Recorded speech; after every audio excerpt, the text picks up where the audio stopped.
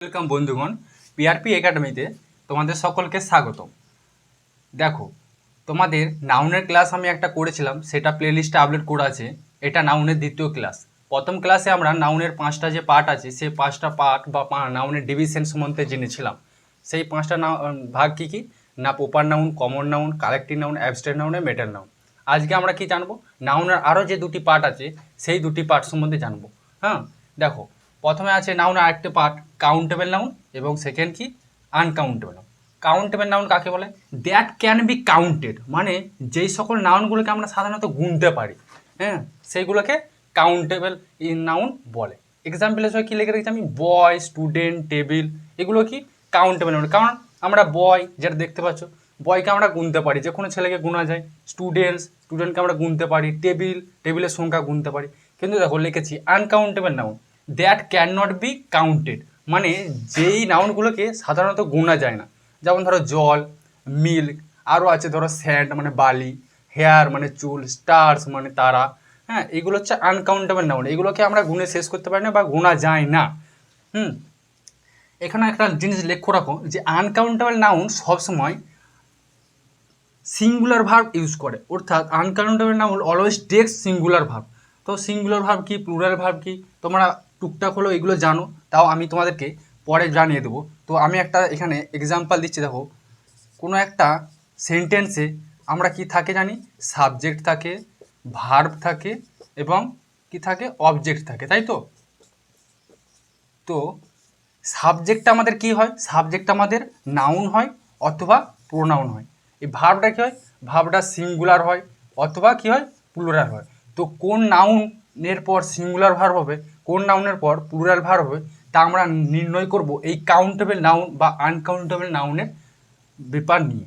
তো ধরো কোনো নাউন যদি হয় কাউন্টেবল নাউন, তার ক্ষেত্রে ভার্ব কি বসবে না, তার ক্ষেত্রে ভার্ব সবসময় কাউন্টেবল নাউনের ক্ষেত্রে ভার্ব সবসময় কী নেবে? সিঙ্গুলার নেবে এবং প্লুরালও নেবে। তো সিঙ্গুলার কখন নেবে? যখন কাউন্টেবল নাউনটা একটি বোঝাবে, তখন সেক্ষেত্রে আমরা কী নেব? সিঙ্গুলার ভার্ব নেব। আর যখন কাউন্টেবল নাউনটা একের বেশি, দুই বা ততোধিক হবে, তখন সেক্ষেত্রে আমরা প্লুরাল ভার্ব নেব। আবার দেখো আনকাউন্টেবল নাউন কি? প্রত্যেকটা আনকাউন্টেবল নাউন কী হবে? সিঙ্গুলার ভার্ব নেবে। তাহলে আমরা কি জানলাম? Uncountable noun plus singular verb. ঠিক আছে, এই জিনিসটা তোমরা মনে রাখবে। প্রত্যেকটা আনকাউন্টেবল নাউন সিঙ্গুলার ভার্ব নেয় এবং কাউন্টেবল নাউন সিঙ্গুলার ভার্বও নেয়, প্লুরাল ভার্বও নেয়। দেখো, তোমাদের সামনে আমি 3টে উদাহরণ নিয়ে এসেছি। কী নিয়ে এসেছি দেখো? A boy is going to school. A boy, এখানে দেখো বয়টা একটা কাউন্টেবল নাউন। বয়টা কি কাউন্টেবল নাউন? কোনো বয়টাকে আমরা দেখতে পাচ্ছি, একটি ছেলেকে বোঝাচ্ছে। ভার্বটা কি লিখেছে? Singular verb. কী নিয়েছে? বয়টা বা কাউন্টেবল নাউনটা নিয়েছে সিঙ্গুলার ভার্ব। পরেরটা দেখো, বয়েজ। বয়েজ কি? বয়েজ একটা কাউন্টেবল নাউন, মানে ছেলেগুলোকে আমরা গুনতে পারছি যে বয়েজ অনেকগুলি ছেলে আছে। ভার্বটা কি নিয়েছে? ভার্বটা সবসময় প্লুরাল ভার্ব নিয়েছে। দেখো, কাউন্টেবল নাউন কখনো কখনো সিঙ্গুলার ভার্ব নেবে, কখনো কখনো প্লুরাল ভার্ব নেবে। তো সিঙ্গুলার কখন নেবে? যখন বয়টা বা কাউন্টেবল নাউনটা একটি হবে, শুধুমাত্র একটি হবে, সেই ক্ষেত্রে ভার্বটা সিঙ্গুলার হবে।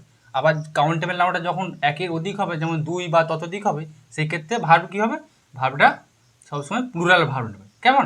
পরেরটা দেখো, একটা উদাহরণ রেখেছি, water is necessary for all. তো ওয়াটার কি?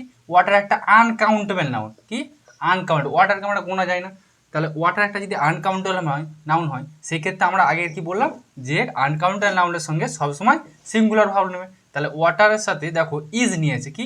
ইজটা কি? Singular verb. কেমন? তাহলে সবসময় এই জিনিসটা মনে রাখবে যে আনকাউন্টেবল নাউনের সাথে সিঙ্গুলার ভার্ব হয়। কাউন্টেবল নাউন যদি একটি হয়, সেক্ষেত্রে সিঙ্গুলার ভার্ব। কাউন্টেবল নাউন যদি একের বেশি বা ততোধিক হয়, তারপরে প্লুরাল ভার্ব হয়। দেখো, তোমাদের সামনে আমি দুটো রুলস লিখেছি কাউন্টেবল নাউন ও আনকাউন্টেবল নাউনের ক্ষেত্রে। আমরা কি জানি? সাধারণত নাউনের আগে যে বসে তাকে আমরা অ্যাডজেক্টিভ বলি। কি বলে? অ্যাডজেক্টিভ। নাউনের আগে যে বসে তাকে অ্যাডজেক্টিভ বলি। সে আর্টিকেলই হোক, কোনো ওয়ার্ডই হোক, যাই বসুক, মোটামুটি নাউনকে যে ব্যাখ্যা করে বা নাউনের আগে যে সংখ্যাটি বসে বা যে ওয়ার্ডটি বসে, তাকে আমরা অ্যাডজেক্টিভ বলি। এখানে দেখো, কাউন্টেবল নাউনের ক্ষেত্রে যখন কোনো কাউন্টেবল নাউন থাকবে, তার আগে সবসময় মেনি, ফিউ, সাম এই অ্যাডজেক্টিভগুলো থাকবে।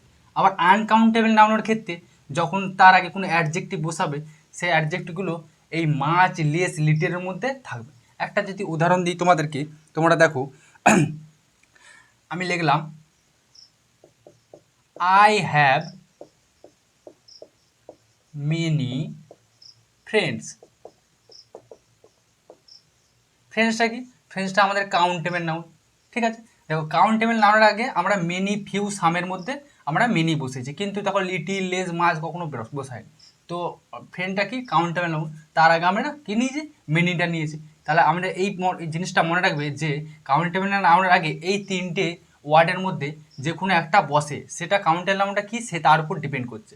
আবার দেখো লিখেছি we can place much less little before uncountable noun, অর্থাৎ আনকাউন্টেবল নাউনের আগে এই তিনটে অ্যাডজেক্টিভের মধ্যে কোনো একটা বসে যখন সেটা কোয়ান্টিটি হিসেবে বোঝায়। তো কি আমরা এক্সেপশন হিসেবে এক্সাম্পল হিসেবে দেখো আমি একটা উদাহরণ দিচ্ছি, I have much work. I have much work. ওয়ার্কটা কি? ওয়ার্কটা হচ্ছে আমাদের আনকাউন্টেবল নাউন, কেমন? তাহলে ওয়ার্ড হচ্ছে আমাদের আনকাউন্টেবল নাউন। তো আনকাউন্টেবল নাউন আমরা কি অ্যাডজেক্টিভ নিয়েছি? এই মাচ অ্যাডজেক্টিভটা নিয়েছি। মানে আমি তোমাদেরকে বলতে চাইছি, হ্যাঁ আমি যে তোমাদেরকে বলতে চাইছি যে কোনো একটা নাউনের আগে, কোনো একটা নাউনের আগে যে অ্যাডজেক্টিভ বসছে, সেই অ্যাডজেক্টিভটা যদি কোনো পরিমাণগত বোঝায়, কোনো পরিমাণ, যেমন ধরো মেনি ফিউ সাম, এগুলো তো পরিমাণই বোঝাচ্ছে, কোয়ান্টিটি। আবার দেখো মাছ লেস লিটিল পরিমাণ বোঝাচ্ছে। তাহলে সেক্ষেত্রে যদি কোনো নাউনের আগে নাউনটা কোনো যদি কোনো একটা সেন্টেন্সে নাউন যদি পরিমাণ বোঝায়, পরিমাণ বা ধরো কোয়ান্টিটি, যেটা আমরা বলি কোয়ান্টিটি, তাহলে কোয়ান্টিটি বোঝায়, সেক্ষেত্রে সেই কোয়ান্টিটিটা যদি আমাদের কাউন্টেবল নাউন হয় তার আগে মেনি ফিউ সাম বসবে। আর যদি ধরো ওই কোয়ান্টিটিটা যদি আনকাউন্টেবল নাউন হয় তার আগে মাছ লেস লিটিল বসবে। দেখো আমি আরেকটা তোমাদের কাছে গুরুত্বপূর্ণ রুলস নিয়ে এসেছি, সেটা হচ্ছে few a few the few এবং little a little the little. এই 6টা জিনিস নিয়ে তোমাদের অনেক ছেলের মধ্যে অনেক কনফিউশন থাকে। আজকে এই কনফিউশন তোমাদের আমি ক্লিয়ার করে দেবো। তো few a few the few আমরা সবসময় কাউন্টেবল নাউনের ক্ষেত্রে ইউজ করি, আর little a little the little এটা আনকাউন্টেবল নাউনের ক্ষেত্রে ব্যবহার করি। তো ফিউ আর লিটিল এদের কোনো নির্দিষ্ট কোনো মানে হয় না, হ্যাঁ, যে সামান্য একটু সামান্য একটু সামান্য এরকম কিছু মানে হয়। তো ফিউ আর লিটিল কখন বসে? ফিউ আর লিটিল বসে তখনই যখন সেটা আমরা নেগেটিভ সেন্সে বুঝি। কি? নেগেটিভ সেন্সে, হ্যাঁ। দেখো এ ফিউ এবং এ লিটিল আমরা কখন বসি? হ্যাঁ, যখন ধরো সামথিং কিছু থাকবে, মানে কোনো কিছু সামথিং একবারে সামথিং অল্প পরিমাণে থাকবে, বা এখানে আমি লিখছি অল্প পরিমাণে, আনস্পেসিফাইড। অল্প পরিমাণ থাকবে, সামথিং থাকবে, কিন্তু আনস্পেসিফাইড কতটা থাকবে সেটা বোঝা যাচ্ছে না, আনস্পেসিফাইড। সেক্ষেত্রে এ লিটিল এবং এ ফিউ বসবে। তো তারপরে দেখো দা ফিউ আর দা লিটিল। দা লিটিল আর দা ফিউ কখন বসবে? যখন সামথিং থাকবে কিছু জিনিস, হ্যাঁ, সেটা এবং ডেফিনেট থাকবে, নির্দিষ্ট করা থাকবে, নির্দিষ্ট করা থাকবে যে কতটা জিনিস আছে নির্দিষ্ট করে বলে দিবে। বা আমরা যখন আর্টিকেল পড়েছিলাম তখন জেনেছি যে দা কখন বসানো হয়, দা সবসময় ডেফিনেট ক্ষেত্রে বোঝানো হয়। তো আমি কি বললাম, ফিউ আমরা কখন বসাবো, এ ফিউ কখন বসাবো, দা ফিউ কখন বসাবো? সবসময় কাউন্টেবল নাউনের ক্ষেত্রে বসাবো, সবসময় কাউন্টেবল নাউনের ক্ষেত্রে বসাবো। আর ফিউটা কখন বসাবো? সবসময় নেগেটিভ সেন্স হবে। ধরো আমি যদি বলি আমি প্রসেনজিৎকে জল দিই নাই, তাহলে আমি যে দিই নাই সেক্ষেত্রে কী হচ্ছে? নেগেটিভ সেন্স হচ্ছে। ধরো আমি প্রসেনজিৎকে বাদ দিচ্ছি, আমি একটা যদি উদাহরণ দিই, I gave me little water.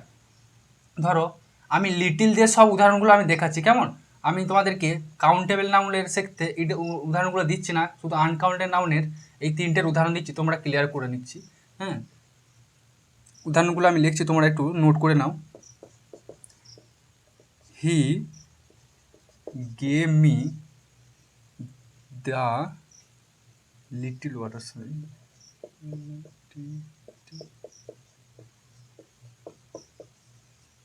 He gave me little water. দেখো আমরা এই লিটিলটাকে ব্যবহার করেছি, শুধু লিটিল দিয়েছি, তার মানে কি সে জল দিয়েছিল, জল দিয়েছিল একবারে নগণ্য, মানে দেয়নি বললেই চলে। এর মানে হচ্ছে সে দিয়েছিল আমাকে সামান্য জল, মানে সামান্য মানে এটা নেগেটিভ সেন্স, মানে জল দেয় নাই। তার মানে কি? জল দেয় নাই, এই লিটিলটার মানে জল দেয় নাই। আমি যদি আবার একটা উদাহরণ দিই, হি gave me a little water, এর মানে হচ্ছে সে আমাকে জল দিয়েছিল খুব সামান্য পরিমাণ, খুব সামান্য পরিমাণ দিয়েছিল, জল দিয়েছিল কত, খুব সামান্য পরিমাণ। ধরো তারপরে যদি আমি একটা উদাহরণ দিই, হি gave me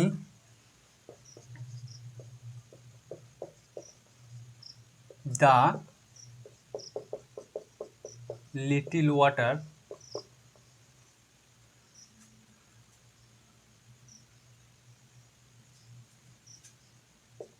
he collected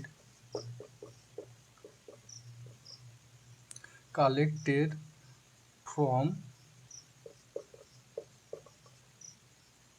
shallow।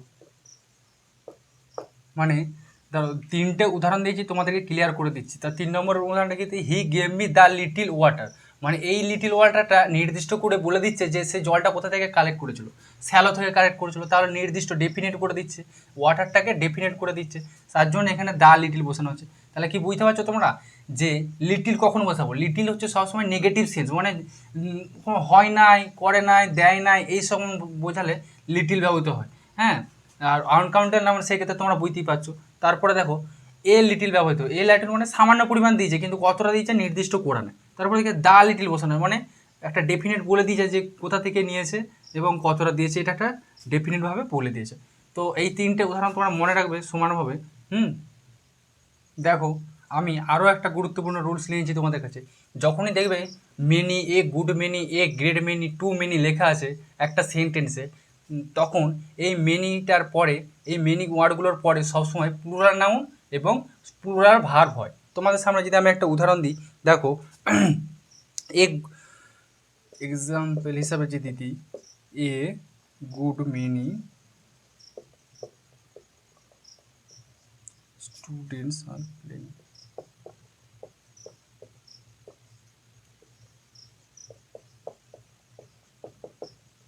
দেখো এখানে কি লেখা আছে, এ গুড মেনি, এবং তারপরে কি লিখেছি, সবসময় প্লুরাল বলেছে, প্লুরাল নাউন, তাহলে আমরা কি লিখেছি, প্লুরাল নাউন লিখেছি। দেখো স্টুডেন্টস, এস যোগ করা আছে, এস যোগ করা আছে মানে এটা একটা প্লুরাল নাউন, এবং ভার বলেছি প্লুরাল ভার হবে। দেখো আরেকটা আমাদের কি জানি, প্লুরাল ভার। তাহলে আমাদের যখনই দেখেছি যে many, a good many, a great many এবং টু মেনি লেখা আছে, তারপরে সবসময় আমরা প্লুরাল নাউন নেব এবং প্লুরাল ভার নেব। আবার দেখো যখন দেখবো এই লেখাগুলো থাকছে না, মেনির পরে শুধু এ বা অ্যান যোগ আছে, অর্থাৎ মেনির পরে এ বা অ্যান আছে আর্টিকেল, তারপরে সবসময় কী নেব, সিঙ্গুলার ভার্ব নেব এবং সিঙ্গুলার নাউন নেব এবং সিঙ্গুলার ভার্ব নেব। তোমাদের সামনে যদি একটা উদাহরণ দিই,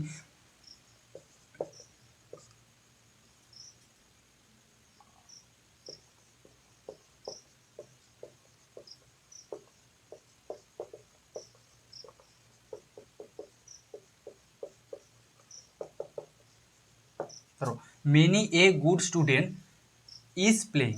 দেখো এখানে কি মেনিটার পরে একটা আর্টিকেল দিয়ে আছে, মেনিটার পরে কি আছে, একটা আর্টিকেল দেখতে পাচ্ছ, এই আর্টিকেলটা দিয়ে আছে। আমি কি বলেছি, মেনির পরে যখন এ বা অ্যান যুক্ত থাকবে তারপরে সিঙ্গুলার নাউন এবং সিঙ্গুলার ভার্ব হবে। এখানে দেখো সেই রুলসটা কাজ হয়েছে, মেনির পরে যখন এ বা অ্যান আর্টিকেল দিয়ে আছে তারপরে আমরা কি নিয়েছি, সিঙ্গুলার নাউন নিয়েছি এবং সিঙ্গুলার ভার্ব নিয়েছি। স্টুডেন্টটা কি সিঙ্গুলার নাউন, একজন স্টুডেন্টকে কথা বলছে, তাহলে সিঙ্গুলার নাউন এবং কি সিঙ্গুলার ভার্ব ইউজ হচ্ছে, এটা কি ইজটা কি আমাদের সিঙ্গুলার ভার্ব। এই রুলসটা তোমরা সব ভীষণ ভীষণ ইম্পর্টেন্ট, তোমরা মনে রাখবে। এরপর দেখো যখনই তোমরা দেখবে যে কোনো সেন্টেন্সে 100, 1000, লাখ আছে, তখন আমরা এটাকে আমরা দু ক্ষেত্রে ব্যবহৃত করি, আনকাউন্টেবল নাউন হিসেবে ব্যবহৃত করতে, কাউন্টেবল নাউন হিসেবেও ব্যবহার করি। তো কাউন্টেবল নাউন কখন ব্যবহৃত করবো, যখন দেখবে তোমরা যখন 2 লাখ, 2 লাখ, 3 লাখ বা 2000, 3000 এইসব লেখা থাকবে, তখন তার আগে আমরা কিন্তু এস বসাবো না, তো এস আমরা কখন বসাবো, যখন দেখবে লেখা আছে লাক্স বা থাউজেন্ড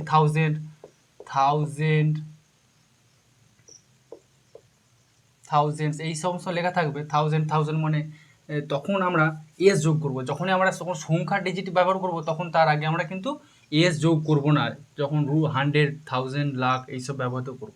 পরের ক্ষেত্রে দেখো ইয়ার এবং ইয়ার্স, ইয়ার আর ইয়ার্সের মধ্যে পার্থক্য কি, যখন কোনো নাউন থাকবে তার আগে আমরা কখনোই এস যোগ করব না, ইয়ার্স লিখবো না, এসটা আমরা অমিট করব। কেমন, নাউনের আগে আমরা সবসময় এসটাকে অমিট করব। যেমন আমরা যদি বলি এক্সাম্পল হিসাবে 5 ইয়ার প্ল্যান,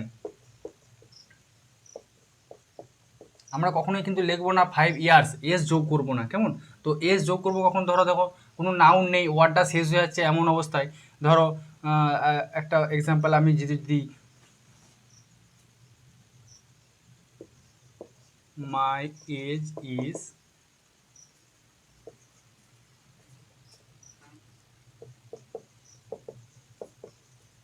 13 ইয়ার্স। দেখো দেখো এখানে দেখো যে ইয়ার্সটা লিখেছি, এরপরে কোনো আমাদের ওয়ার্ড আর নেই বা কোনো অবজেক্ট নেই, সেন্টেন্সটা আমরা এখানে যদি ক্লিয়ার করে দিই, মানে ইয়ার্সের পরে কোনো নাউন বা প্রোনাউন নেই, সেক্ষেত্রে আমরা এসটা যোগ করব। কিন্তু যখনই দেখবে কোনো নাউন বসানো আছে ইয়ারের আগে, ইয়ারের পরে, তখন সেই ইয়ারের ক্ষেত্রে আমরা এস যোগ করব না। পরের রুলসটা দেখো, রুপি আর রুপিস। রুপি আমরা কখন ব্যবহৃত করব? কোনো ধরো নাউনের আগে আমরা রুপি, নাউনের আগে সবসময় আমরা রুপি কথাটা ব্যবহার করব, রুপিস কথাটা ব্যবহার করব না। যেমন আমরা যদি বলি, ধরো লিখি 5 রুপি নোট, মানে 5 টাকার নোট। দেখো নোটটা আমাদের একটা নাউন বোঝাচ্ছে, তাহলে তার আগে আমরা কিন্তু এস যোগ করছি না, কেমন? এস যোগ করছি না, এটা মাথায় রাখবে। যখনই কোনো নাউন বসবে তখন তার আগে আমরা রুপিসের এসটা বসাবো না, সবসময় এস বিহীন হবে। এরপরে দেখো রুপিসটা কখন বসাবো? যখন আমরা দেখব যে ধরো 1000 রুপিস, আমরা লিখতেই পারি 1000 রুপিস। দেখো এরপরে রুপিসটার পরে কোনো সেন্টেন্সটা এখানে শেষ হয়ে যাচ্ছে, অর্থাৎ কোনো নাউন বা ওরাউন বা এক্সট্রা ওর ওয়ার্ড নেই, বা ওর সেন্টেন্সটা এখানে সমাপ্ত হচ্ছে, সেক্ষেত্রে আমরা কি করি না, রুপিসের পরে এস যোগ করি। এটা তোমরা মাথায় রাখবে যে যখন কোনো নাউন, এটা দেখো মনে রাখবে, নাউনের আগে কখনো এস বসে না, যেটা আর কি অ্যাডজেক্টিভ থাকবে। নাউনের আগে তো কী বসে? সাধারণত অ্যাডজেক্টিভ বসে। তাহলে আমরা কি জানলাম? দেখো নাউনের আগে যে অ্যাডজেক্টিভটা বসবে, সে অ্যাডজেক্টের শেষে কখনো আমরা এস বসাবো না। এটা তোমরা মাথায় রাখবে ইয়ার এবং রুপিটা থেকে, কেমন? যখন নাউন থাকবে না, একটা ওয়ার্ড শেষ হয়ে যাবে, তখন সেই ক্ষেত্রে আমরা ইয়ার এবং রুপির এসটা বসাবো, ঠিক আছে? দেখো, time distance expression through plural in sense, মানে যখন কোনো টাইম বা ডিস্টেন্স লেখা থাকবে সেগুলো প্লুরাল হিসেবে লেখা থাকবে, কিন্তু always take the verb in singular, মানে ভার্বটা সবসময় সিঙ্গুলার রাখবে। তোমাদের সামনে যদি আমি একটা এক্সাম্পল দিই, ধরো 10 Miles is a long distance, তাহলে তোমরা দেখতে পাচ্ছ যে 10 মাইলসটা কি একটা প্লুরাল নাউন, কিন্তু ভার্বটা কি নিচ্ছে? সিঙ্গুলার না, সিঙ্গুলার ভার্ব। তাহলে আমি তোমাদের কি বুঝতে পারছি, সবসময় টাইমটা বা ডিস্টেন্সটা কি থাকবে? প্লুরাল সেন্সে থাকবে। তোমরা কিন্তু ভার্বটা কি করবে? প্লুরাল না করে সিঙ্গুলার করবে, এটা অবশ্যই মনে রাখবে, হ্যাঁ?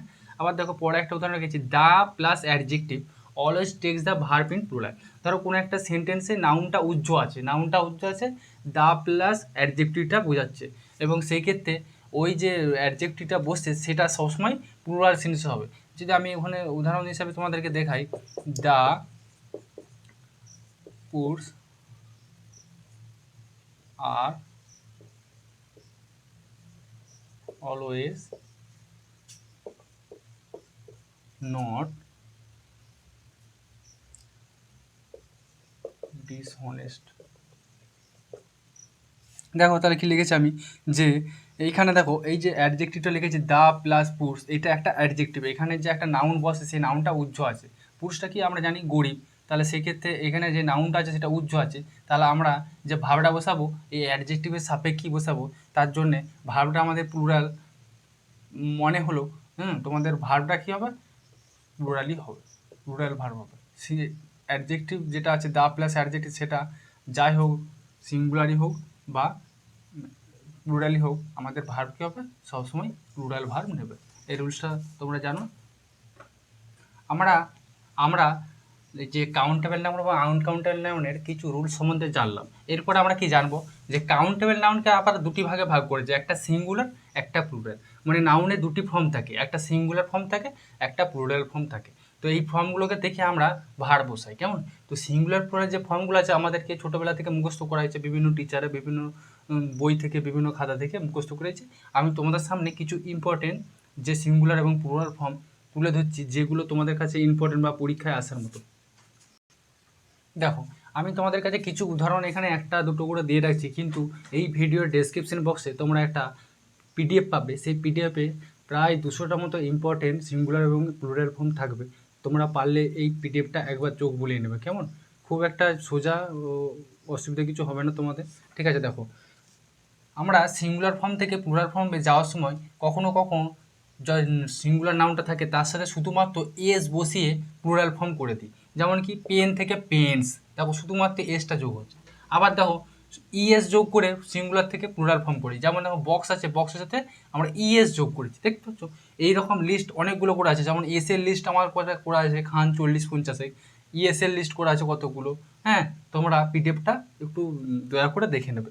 তারপরে দেখো এডিং ভিইএস এবং আইএস। ভিএস কখন ব্যবহৃত হয় বা কোন কোন নাউনের ক্ষেত্রে ব্যবহৃত হয় সেই নাউনগুলোর একটা লিস্ট করা আছে, তোমরা দেখবে। আমি একটা দিয়ে রেখেছি উল্ফ। উল্ফের প্লুরাল নাউন কী হয়? উলফস।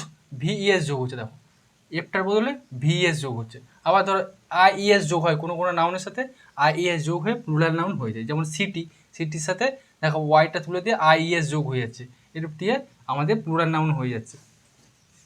দেখো আবার একটা রুলস আছে, যেটা হচ্ছে কোনো নাউন্সের, সিঙ্গুলার নাউন্সের শেষে যদি ইউএস যুক্ত থাকে, তারপরে যখন সেই সিঙ্গুলার নাউনটাকে প্লুরাল ফর্ম করবো, তার আগে ইউএসটাকে তুলে আমরা আই বসে দিলেই সিঙ্গুলার নাউন থেকে প্লুরাল ফর্ম হয়ে যায়। যেমন যখন এখানে অ্যালুমিনাস লেখা আছে, সেটা একটা সিঙ্গুলার নাউন, কিন্তু এই যে অ্যালুমিনাসটাকে আমরা যখন প্লুরাল নাউন করছি, তখন এই ইউএসটা তুলে শুধুমাত্র একটা আই অ্যাড করে দিচ্ছি, দিয়ে আমরা সেটাকে প্লুরাল নাউন করে দিচ্ছি। পরে আবার দেখো একটা উদাহরণ দিয়ে রেখেছি সিলেবাস। সিলেবাসের থেকেও দেখো শেষে আমরা ইউএস যুক্ত করা আছে, এবং ইউএসটাকে আমরা তুলে প্লুরাল ফর্ম করেছি, তখন দেখো সি লেবি। হ্যাঁ, দেখতে হচ্ছে শুধু আইটা যোগ করে দিচ্ছি। আবার একটা রুলস লেখা আছে, দেখো চেঞ্জিং ইস টু ইএস, মানে যখন কোনো একটা নাউনের ক্ষেত্রে, সিঙ্গুলার নাউনের ক্ষেত্রে লাস্টে আমাদের ইএস যুক্ত থাকবে, সরি আইএস যুক্ত থাকতে, তাহলে তার শেষে আমরা ইএস যুক্ত করব, কেমন? এখানে দেখো উদাহরণ দিয়ে রেখেছি ক্রাইসিস। ক্রাইসিস থেকে আমরা কি করেছি, লাস্টে আইএস যুক্ত ছিল, সেটা থেকে আমরা তুলে ইএস করে দিয়েছি, কেমন? কি বলে আছে চেঞ্জিং ইস থেকে আইএস, মানে শুধু সিঙ্গুলার ফর্মের যে লাস্টে ডিজিটগুলো থাকবে বা অ্যালফাবেটগুলো থাকবে সেগুলো চেঞ্জ করে দিই, আর কিছু নয়। তারপর আবার কি লেখা আছে এনালাইসিস, লাস্টে আইএস আছে, সেটা আইএসটাকে তুলে দিয়ে আমরা ইএস করে দিয়েছি। তার মানে দেখো সিঙ্গুলার নাউন থেকে প্লুরাল নাউনের যে পরিবর্তনের যে একটা রুলস আছে, সেটা তোমরা জানতে না, তোমরা শুধু করে ব্যাঙের মতো মুখস্থ করেছো। তাহলে এই মুখস্থ করা বিদ্যাটা ছেড়ে দিতে হবে, আর কিছু রুলস আছে এগুলো তোমাদেরকে মাথায় রাখতে হবে। দেখো যখন রিলেশনশিপের ক্ষেত্রে আমরা যখন নাউনের চেঞ্জ করি, তখন কী রকম রুলস থাকে। যখনই দেখবে ফাদার ইন ল লেখা থাকবে, সেটাকে প্লুরাল নাউন করার জন্য আমরা কি করি, ফাদার্স ইন ল করি, মানে যে প্রথমে যে ফাদার্স লেখা আছে তার সাথে আমরা কি করি, এসটা যুক্ত করি। কেউ কেউ আবার করা দেখি ফাদার্স ইন ল, এল এর সাথে, এই ল এর সাথে এস যুক্ত করে, এটা একদমই ভুল।